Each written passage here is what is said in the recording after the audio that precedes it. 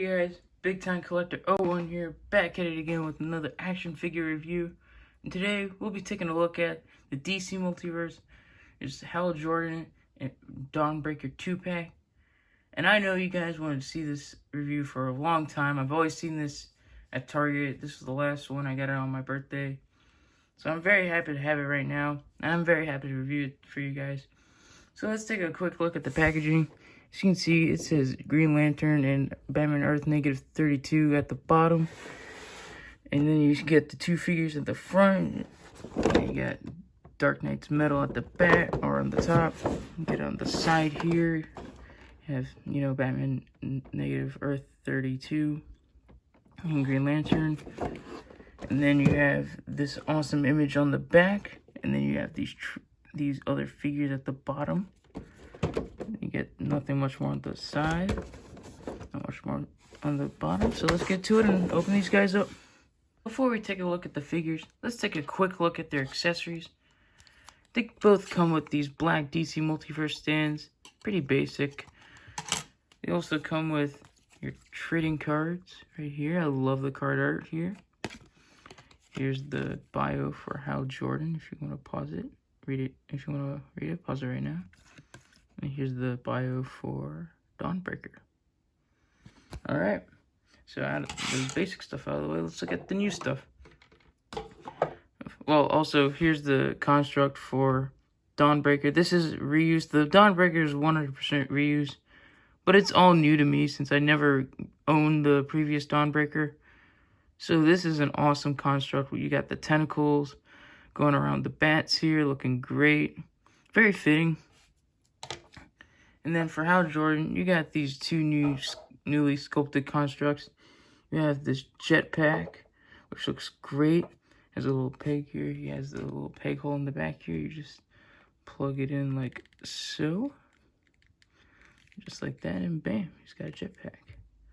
I kind of find this one dumb because, he can fly without it. He has the ring. Then he has his boxing glove. Very classic and very fitting for Hal Jordan. Has the Green Lantern logo right there.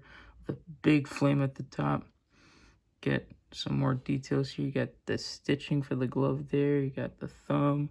Looking great. Just all you do is slide the hand in there. Like so.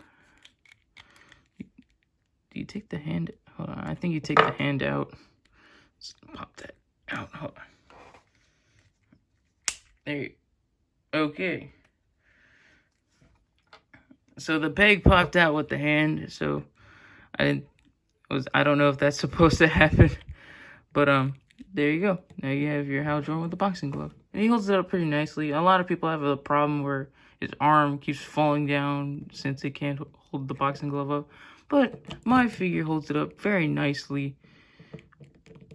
And it's a little loose right now, but it holds it up very nicely. And we have this awesome looking display base. One has for Dawnbreaker, the other's for Hal Jordan. Get these chains and this big tentacle for Dawnbreaker. On the other side, you got this rocket with the Green Lantern logo for Hal Jordan with this big puff of smoke. Looking great. And you can got the pegs here. You got to put your figures there. Looking awesome. Now, let's take a closer look at the figures. Starting off with Dawnbreaker. This is 100% reuse over here.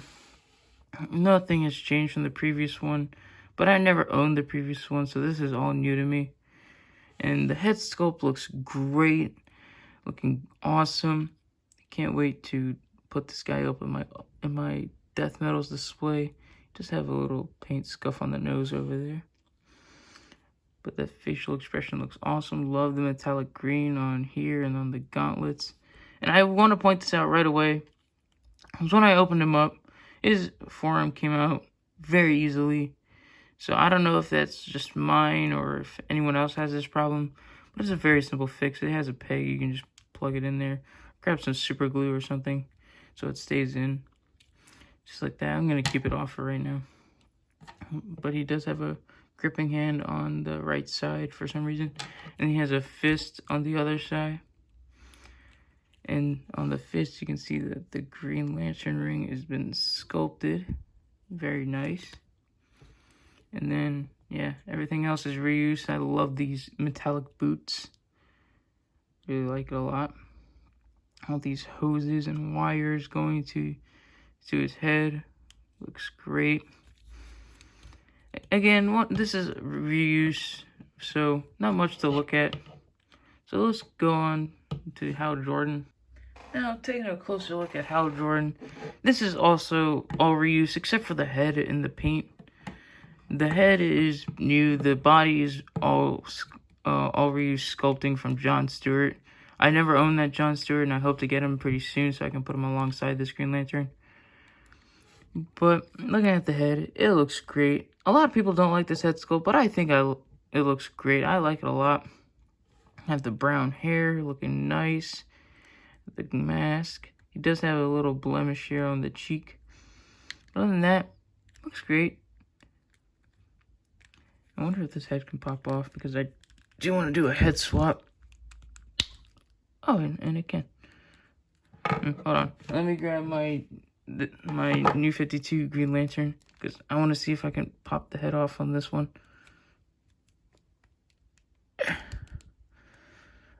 It does not want to pop off. I'll try something later.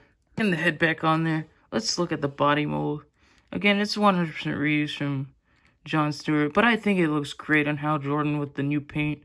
He has mostly green paint all over him. It looks good. I like the sculpted detail. There are some paint problems I have with it, like on the hand here. He has some green. And then on the boots, they look good. He has some black on the boots over here. There's a lot of paint issues I have with these two, but they're not too bad. I do wish Hal Jordan came with a fist, because, I mean, I do like my Green Lanterns to have fists with their ring fingers, or with their ring hands. So yeah, you got the little peg hole in the back there. Yeah, I really want to get that John Stewart to swap accessories with, because I want to get that Injustice 2 looking Gatling gun. So now, let's take a closer look at their articulation. Starting off with Dawnbreaker, his head can look up that much, can look down that much, can look side to side. Has some pivot. Good articulation, even though those hoses are in the back of his head. And we're going to use this arm, so his shoulder can move out that much. He has a butterfly hinge. He can move forward and back. You have a bicep swivel, double jointed elbows. There's the wrists do rotate. They hinge up and down like that. The torso is very stiff, so it can move back that much, can move forward that much, and the damn hand, it can, you know, rotate and pivot. Have a little lower abdomen joint. It's a little stiff. And then the hips move out that much. They kick forward. They kick back. You can rotate a little bit up there. Double jointed knees. Ankles move down, up. Has some decent ankle pivot. And they do rotate. And then toe articulation. Now, let's take a look at Hal Jordan's articulation. His head can look up that much. Really good for flight poses. Can look down that much. Can look side to side. Got head pivot. He's got a very stiff butt. Oh, it's a little looser over here. He's got a butterfly joint. Shoulders move out that much. They rotate 360. He has a bicep swivel. Double jointed elbows. His wrists hinge up and down like that, and they do rotate. His abs can go up that much, go down that much, or his chest. This is an overlay piece, which is, I think, really nice how they painted it green. And he's got a lower abdomen joint which can rotate and pivot. It's hidden by the overlay. Legs can kick out that much, kick back, double jointed knees. Ankles move down, up. He has ankle pivot and toe articulation. And measuring these two out, Hal Jordan comes to be around 7 1/4 inches tall. and Dawnbreaker to the top of his ears. Maybe 7.5 inches tall. Putting Dawnbreaker next to the only other evil Batman I have from Dark Knight's Metal. Here he is next to the Drowned, and I think they scale very nicely. Putting Hal next to the DC Collectibles New 52 Hal Jordan. He is noticeably taller, and I'm hoping he fits into scale with my other Justice League figures on my Justice League display. This Hal was the new 52 Hal was a placeholder for this Hal, so hopefully he looks good there. And here's Hal next to some of his other Justice League teammates. Here he is next to the McFarlane Toys Injustice 2 Flash and the McFarlane Toys Rebirth Superman, and I think he scales nicely between the two.